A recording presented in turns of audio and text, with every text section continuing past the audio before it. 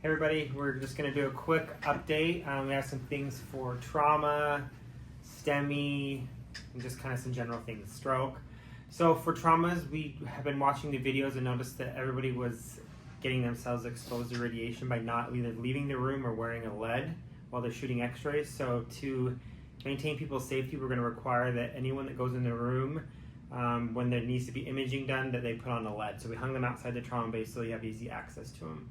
We've noticed that there's some delay in getting blood started, and we're getting a lot of cold blood. So to mitigate that, we're going to have every single trauma one, you'll start a 500 bag of NS and put it on the hotline. So that if you need to give blood or other medications, you have access. It's going to be compatible unlike LR. And then you're going to have warm fluids and a place to get warm blood if you need to. And then we're going to talk about blood pressure. So we've been doing a killer job on doing our first manual blood pressure on our traumas. What we need to focus on now is whoever does that first manual blood pressure, when they put the automatic cuff on, one, they need to change the interval to 3 to 5 minutes, but they need to wait for that first blood pressure to read and make sure it correlates to what they read manually. If it's not close, then we need to go back into a manual again or rerun it just to make sure that it's right. We've had a few that manual looked okay and then something was way off on the automatics. Okay. For our codes, the system really wants to keep doing the pink paper on the back of the code sheets, but since we're not doing the code narrator anymore, we would really like to get rid of doing that paper. So we do have this QR code. There's one at the charge nurse desk, and there's one in the Hurricane trauma room, the team lead trauma room in Hurricane, and the 3 trauma rooms in St. George. The one's closed for construction. So scan this QR code. It goes to just Colton and I and a couple other people in the company, and it'll just it'll take the place of that pink sheet. So hopefully that's conveniently located. Perfect. So as you guys all know, we are now on Epic. It is live and it's completely paperless, except that it's not completely paperless. We have still got to keep using our STEMI sheets, filling them out and making sure they follow the patients. The other one is the sub-Q DKA protocol. There's probably more coming up, but we know for sure those sheets we have to use. We have to fill them out in the ED, and they need to follow the patient. They're not really part of the medical records, but the floors use them as part of their processes. What's that? And content and trauma. Oh yeah, and the consed and trauma, just audits. The audits, make sure we're doing those too.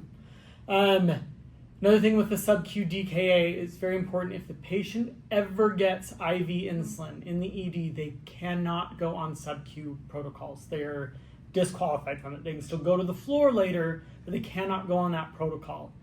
And then when we're doing glucometer checks, if your patient gets like the double arrows up or the double arrows down, you need to accept that value, but you need to make sure you draw blood and get it to the lab before you continue on. Like that's not we have to get a value from lab before we, get too far down the road.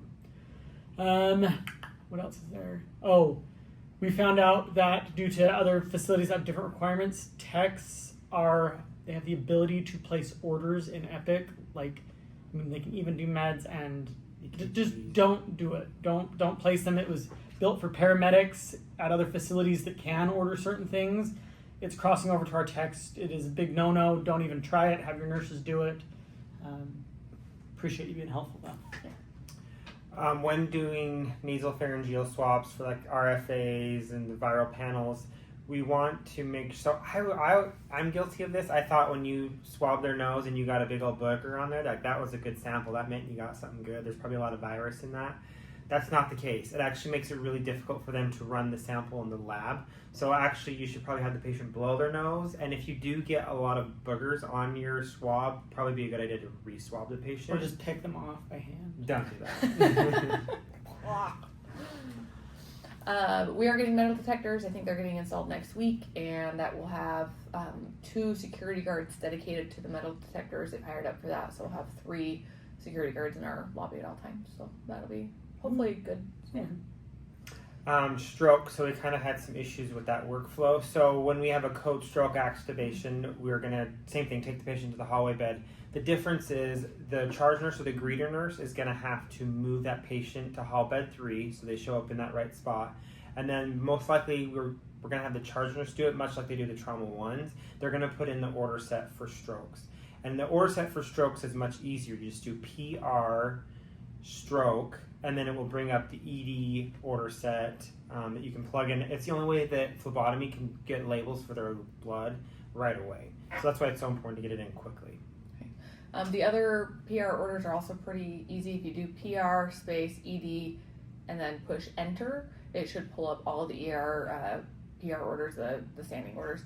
The list is bigger than an nice intro, so that's awesome.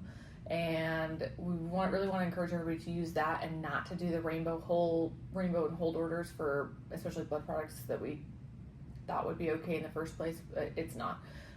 So when the blood finally gets down to the lab, it causes a lot of delays and it causes a lot of extra work. And so if you do like a rainbow or a hold order, it's actually significantly longer to get your results. So try to just put in the PR orders instead, and hopefully that'll be a lot faster.